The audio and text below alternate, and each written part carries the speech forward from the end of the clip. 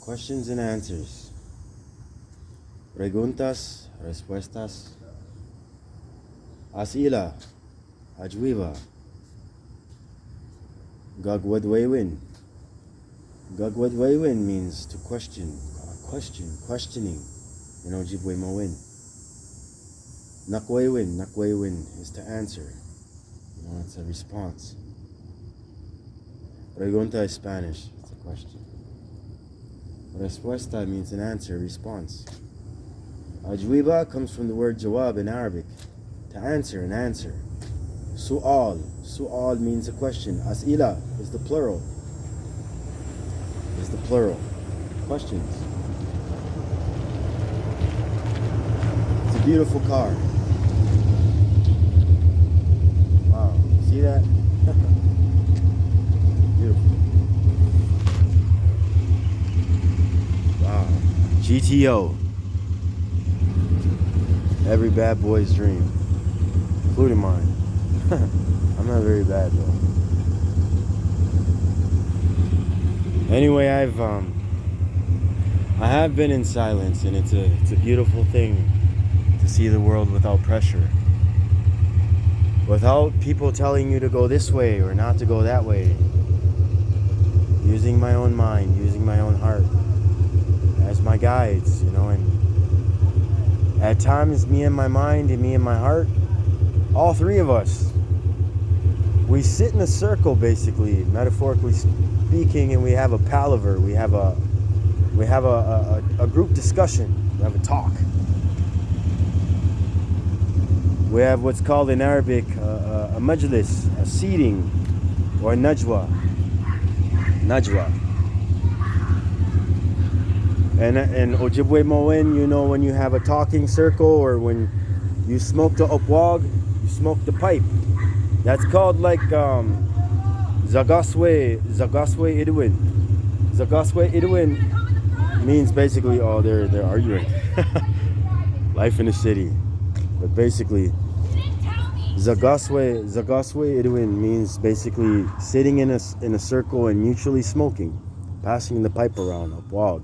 And it's done in a dark mode nowadays all over the place too. I've sat in many of those circles and passed the opwagans, the maje opwagans, the bad pipe, the poison pipe. Maje, Ojibwe Mowin means like evil, means bad, means something that causes harm, something that's not good, something that's not minnow, is maje. So maje opwagans, the bad pipe, the little pipe, opwagans, little small pipe. Opwag is pipe. Opwagans, because the ends at the end means small pipe. But anyway, to follow my own intuition, to follow my own ways of doing things, and learning. I love learning, and I won't deny it anymore. This whole experience, this whole life that I've lived, even on autopilot time, many times in my life, we all go there. We all find ourselves in situations where we're not trying to listen. We're not even trying to see anything new. We don't want to. We don't want to go backwards into the past and analyze. It hurts. We don't want to hurt anymore because life already hurts. So many situations we have to go through that we don't want to go through. Forced to be patient when we don't want to be patient. Forced to tolerate what other people seemingly fight all the time, and we can't fight because we're going to lose things that we care about if we do certain ways. So we have to be quiet, or we have to lower our fists, we have to lower our arms, we have to lower our voices, we have to lower our pride and our dignity at times to get through certain situations. We have to politic, we have to adapt. And that's all willed by him too. No one in this world is meant to win every battle. No one. There's no learning in that.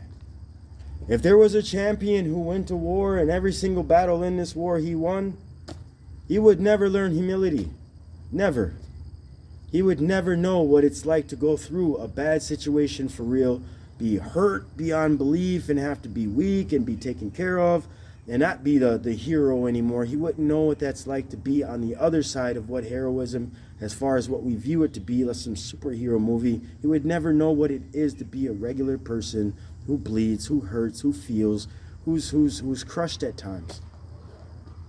You think the greatest lover in the world, supposedly according to literature, ancient literature, Don Juan Casanova, you think he never went through, it was a fictional character, of course, but a person like that, you think they never was rejected by a woman? He's got all the game, man. He knows he's got so many women. He's got, they all just, he could get any woman he wants. He could woo any woman off her feet. He could take any man's husband. No. Nobody's like that. No one is like that. We're all different. Our tastes are all different. Our moods are all different. Some women don't want to be wooed right now. It don't matter what you look like, how rich you are. It don't matter how smart you are. It don't matter how handsome you are. At that time in their life, wherever they are when you were destined to run into them, they weren't trying to hear anything you had to say, whether it was good, bad, sincere, or a pure fucking fantasy, fairy tale, fabrication, or lies. Some women love lies. They love being, entertained, and that's what they follow. Some women, they want truth, whatever truth is. Some women, and this goes for us too, some men go to the strip club to be tricked. You don't believe it? Where do you think the word trick comes from? You're a trick. What does that mean? You go to be fooled on purpose. I'm lonely. Yeah, I got a wife or I got a girlfriend, but I'm bored. I want to feel like I'm young again. I want to have a good time. Well, you go to have a good time. You think every woman in the strip club wants to be in there? They think they're horny all the time, and you think that's true? They're doing a job. They're doing a service, right? They're doing a job. They're getting paid for what they do. What do they do with their money? I don't know. Some of them pay their bills. Some of them take care of their kids. Some of them, they buy fancy things. Some of them do drugs. Some of them, they're all different. Who knows what they're doing, but they're there for a reason. They're there to make money. So here's your John, what they would call a John or a trick. And they're tricking this man, just like I had to do. I felt I had to do, and I did walk that path as a somewhat of an escort and a prostitute. Hey, what's up? Yeah, you look good. Yeah, no, all that bullshit, right? Hey, baby, ooh, you're so sexy. It's a trick. She's tricking you. She's making you feel good. She's making you feel wanted. That's what you want at the time, right? That's what you're paying for. You're not getting it for free. You think you're going to go into a strip club, even if you are Don Juan DeMarco and blah, blah, blah, and this woman's been dancing fucking all night, and she's, ooh, this one, I'm going to give the best dance I can to, and I'm going to, ooh, and then she just walks away because she still has a job to do. Why did she do that? Maybe some are fucking loony like that and will do that. I don't know everybody. Like I said, we're all different. But the majority, hell no. If you're going to pay... bouncer, can you get this guy out of here? He's just sitting around. He ain't buying drinks. He ain't paying girls. He ain't doing nothing. Get this guy out of here. He's just sitting here. Right? So you pay to get tricked. A student of knowledge, talib al-ilm. The word talib. Talib in Arabic basically means one who seeks. Comes from talab. Talab means to seek out something. Basically a student. Estudiante in Spanish. Or ojibwe mawin for a student. Kikinu amagan. Kikinu amagan means a person who learns. Kikinu amage winini, like I said, Kikinu amage kwe is a teacher. Kikinu amage wigamig is a school. I've said that before. So or in Arabic, just muta'allim, a person in a perpetual state of learning, who's picking up ilm, ulum, sciences, knowledges, different things. He's a muta'allim. He's a talib. He's a student. A mu'allim is one who gives away knowledge, dispenses knowledge because he had to go through something, put himself through training, or learn by life just by experience in order to pick up things. It's our duty to do that, but not all the time we're feeling it. Sometimes we're just on autopilot, and even then you're learning. You are. I know this much. I can't learn anything anymore the way that I was learning. Those days are done. The world's moved on from me. Silence is my best teacher again. There's many times in life, for years I was quiet. In prison, sometimes when I found myself there, I wasn't doing what everyone else pretty much apparently and seemingly were doing, with their time, as far as I could see, sitting at gambling tables and fucking listening to music and doing all that. There's a time for this and there's a time for that. I wasn't, on the yard trying to set people up and sell drugs and do all that stuff. I wasn't like that. I was never like that. I had to do certain things in prison, true, and there was some violence there and some bad situations, but for the most part, I wasn't seeking that out because I've lived that way all of my life. But something else was put in me. A hunger to learn new things. And once I learned something, it wasn't the totality of that thing. It was done in parts. I picked up things here and there, and I made whatever I made out of it, and it still wasn't enough. Things I had to let go of. New knowledges came. I had to throw old beliefs out, constantly in a perpetual state of change. Anji bima diziwin. Remember I told you that word before? Anji. In Ojibwe Mowin, it means changing. It means moving, changing. Bima diziwin, we all hear that word on the reservation, but it really means living. It means life, yes, but it means living. When you put win at the end of a verb, it turns it into a type of verbal noun. It's a noun. It's a concept. It's a conceptual reality, something that actually exists, like life. You see it all over. You see it in the trees. You see it in me. You see it in the car, the person that was alive, living person, and the woman. The domestic, kind of mild domestic. It's a living person, right? But it's not a completed state of. It's not in a state of stasis. It's in movement. It's in motion, living life, thoughts, feelings, actions.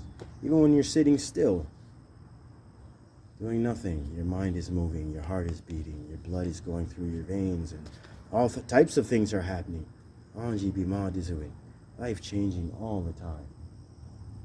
And Neboin, death is something different. As far as this part, yeah, it may be over, but even then when you go into the ground, and even before you go into the ground, things are changing. The oxygen, it's breaking your cells down. Rigor mortis, your blood is drying, you're decaying. You go back into the earth, or you go into a coffin, or you're burned, you're transformed again over and over again. You're broken down back into the earth from where you came, from the mother. You understand? Always. And then plants, you turn it basically into mulch, into fertilizer, and then it gives energy. Life, food is energy, right? Knowledge is food. It's mijim. Gekendamawin, knowledge, it's mijim, it's food. Comida in Spanish, comida is food, right? It's energía, it's energy. Ta'am in Arabic, ta'am, food. It's electricity, it's energy, it's quwwa, it's power, it's life itself, it's energy, spirit, ruh. You understand? There's a saying in Islam from the Prophet Muhammad, and I love this saying because it's simple. It's simple, but it means so much to me. I learned it in prison. When I was in prison, I studied a lot of Arabic and I studied a lot of Islamic concepts, books. I've studied the sayings of the Prophet Muhammad, peace be upon him. I studied the Quran, which we consider the Creator's word. I did what I could do. I couldn't understand it all. I left many different sciences and many different knowledges alone because I couldn't comprehend them and I had no one to ask. And that's the way of knowledge for me, and that's the way of learning for me, is that I only pick up what I'm interested in. And that interest is put in me for a reason. The things I'm not interested in, well, they weren't put in me for a reason too. It wasn't for me to know that. I don't know everything, like I said. I know what I know, and what I know I only know in parts. No one knows the whole but the all-knowing one. That's it. The all-knowing one alone knows. The most merciful. The most compassionate one, the one who loves us so much, he gives us ways to learn. Hard lessons sometimes. Even when we're hurt, even when we're sick, mentally, physically, spiritually, emotionally. We're meant to be trials and tests for other people. It's meant to be a trial and a test for us. I mean, we curse, we hate, we fuel ourselves with all types of different things to continue on our roads because we're in a state of rebellion, because we're angry at life, we're angry at our families, we're angry at our friends, we're angry at people who claim to be our friends, we're angry at our children, we're angry at our parents, we're angry at the Creator. We don't want to deny the Creator, but we deny the Creator. All these different things where you fucking you fucking nigger, you fucking honky, you fucking chink. All these things as though you think you're better, you hate the world. These things, the hate itself, you're not comfortable, you're not in love with your life, but you put yourself on a pedal of superiority or something. It's false. It can't be real. If you were superior, you'd be in a state of glee. You'd be in a state of the highest type of ecstasy, right? Because you're basically a god. You're above everything. Then why do you hurt? Why do you hate? You think he hates us? If he hated us all down here because we were so sinful and so bad and so evil and so ugly, do you think we would be here? Who knows how many generations have passed since we've entered this world, since we came out of this world. We're still here. We're still under his skies. We're still above his earth. We're still being allowed to move and to fraternize. We're still being allowed to have commerce. We're still being allowed to go to school, to have families, to fall in love, to break hearts, to kill, to murder, to go to war, to all these things. All the things that happen here, good and bad, beneficial or harmful, they're being allowed. And it's by a great wisdom, something that we can't understand. But another prophet, the Prophet Muhammad, another saying, basically, I didn't even get to the first saying. What he said is, طالب العلم فريدة على كل مسلم. طالب العلم, the seeking of knowledge, is farida, it's fard. It's an obligation. It's a farida, an obligation, على كل مسلم, upon everyone who bows down and submits themselves to the will of the Creator alone, which basically is the acknowledgement that you are the creation and he is the Creator, and there's a separation of the two, and that you owe him. You owe yourself. He's giving you a duty. He's saying that the acquisition, the seeking after of knowledge is an obligation upon everyone who acknowledges me. Every Muslim. A Muslim, remember, in the word Islam, if I've explained it to you before in Arabic language and words don't matter. Don't get wrapped up in semantic. He said Muslim, I'm not listening to that shit. He said Ojibwe. He said Christian. These things are just words. Take what you can out of wherever you can find true knowledge. True knowledge is that which benefits you.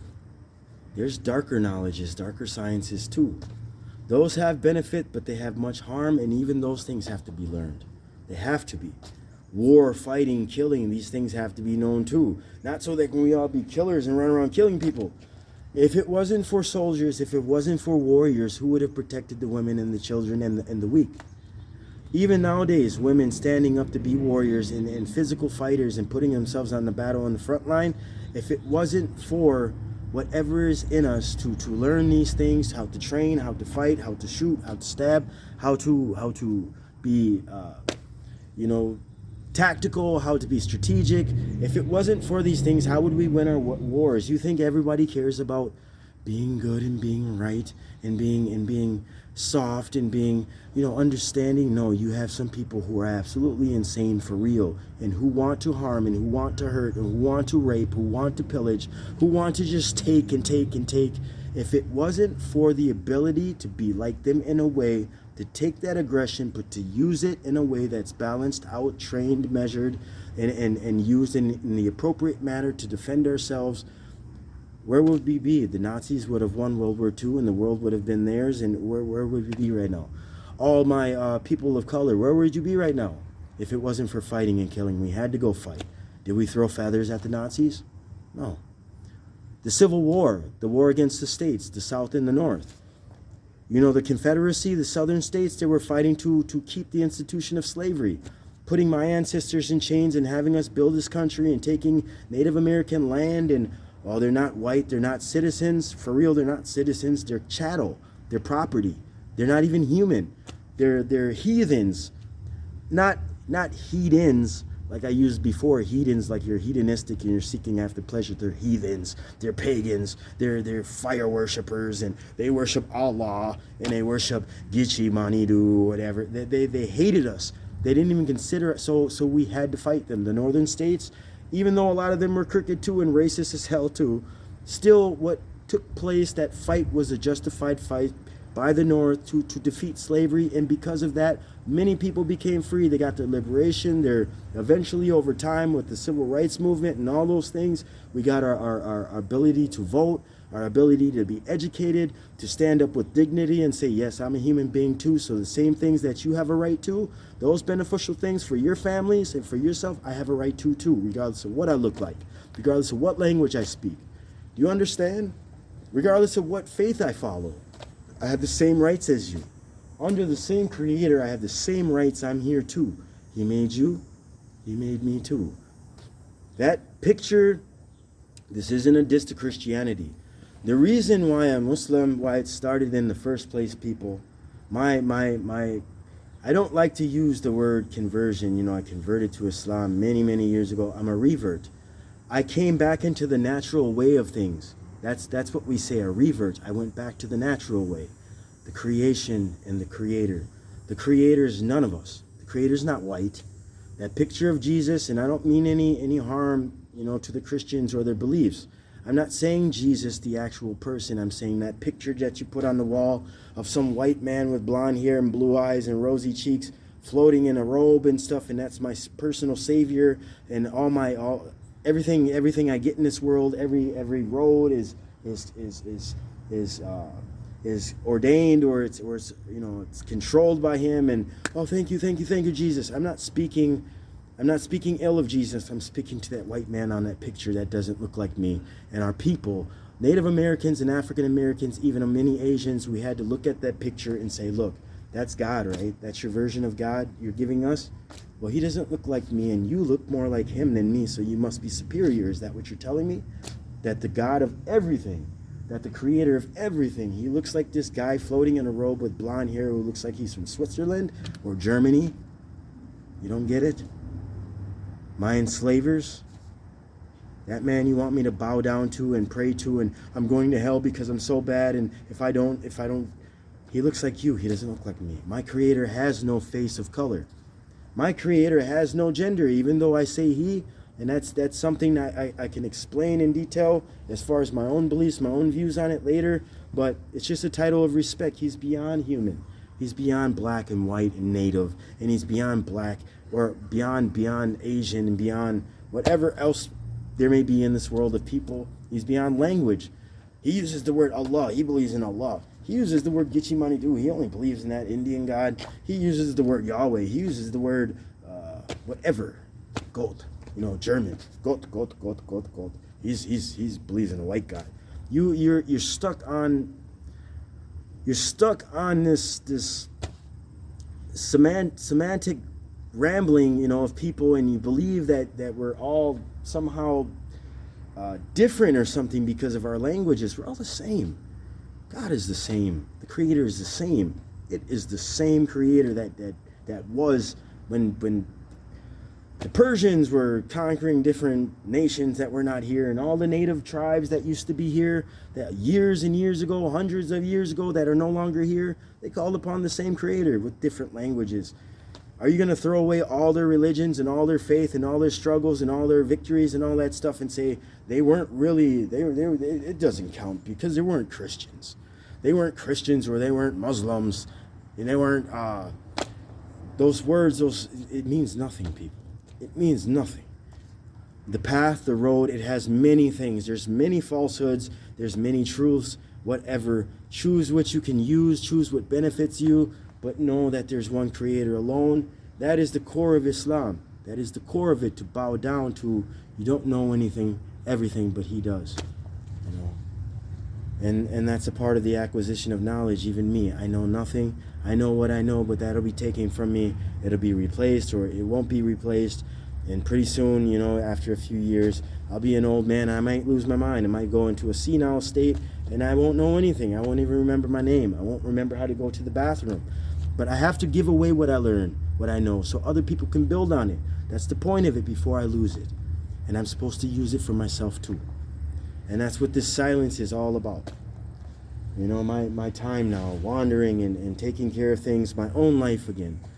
Really getting back to my children my way.